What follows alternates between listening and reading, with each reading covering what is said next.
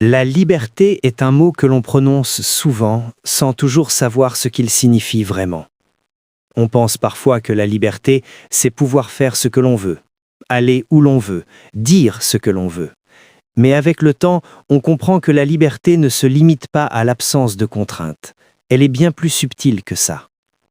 La vraie liberté commence souvent à l'intérieur. Elle naît le jour où l'on cesse de vivre uniquement pour répondre aux attentes des autres, le jour où l'on accepte d'être soi, sans s'excuser, sans se justifier en permanence.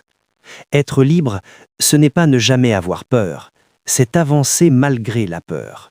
C'est choisir, même quand le choix est difficile.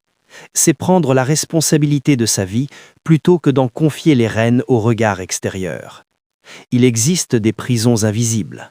Les doutes, les blessures du passé, les comparaisons, les « je devrais », les « il faut ».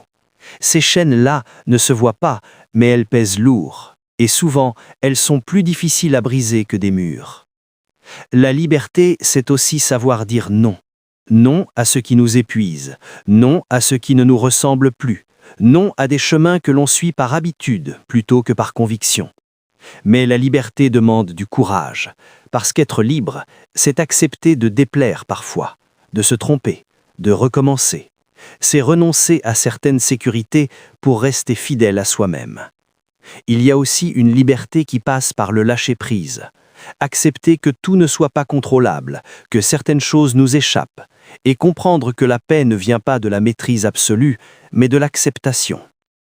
La liberté n'est pas un état permanent.